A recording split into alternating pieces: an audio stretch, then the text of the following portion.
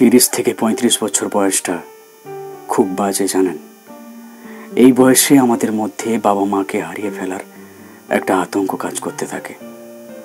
চোখের সামনে আমরা আমাদের বাবা মাকে বৃদ্ধ হতে দেখি। সে এক তীব্র যন্ত্রণা। একটা সময় বাবা মা যতটা গর্ব করে বলে আমার সন্তানটা অনেক বড় হয়ে গেছে, ঠিক ততটাই ভয় নিয়ে সন্তানরাও বলে বাবা মায়ের বয়স হয়ে যাচ্ছে। এর চেয়ে কষ্টের বোধ হয় আর কিছুই হয় না। বাবা মা ঘুমিয়ে থাকলে অদ্ভুতভাবে তাদের ঘরে গিয়ে বারবার দেখতে হয় মানুষগুলো ঠিক আছেন তো। ঘুমের মধ্যে সুন্দর করে নিঃশ্বাস নিচ্ছে দেখলে তখন যেন বুকের উপর থেকে পাথর নেমে যায়।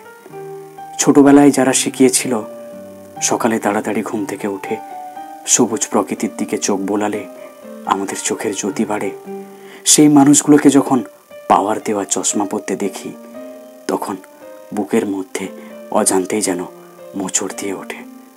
আসলে 30 থেকে 35 বছর এই বয়সটা সত্যি খুব বাজে।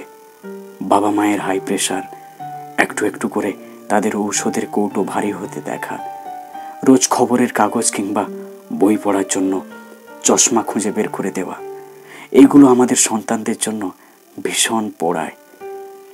আমরা বড় হয়ে সাথে সাথে আমাদের বাবা মা একটু একটু করে বৃদ্ধ হতে থাকেন। এই যে চোখের সামনে নিজের বাবা মাকে একটু একটু বৃদ্ধ হতে দেখার যে যন্ত্রণা, এটা বোধহয় এই বয়সের সন্তানগুলো ছাড়া আর কেউ অনুভব করতে পারবে না।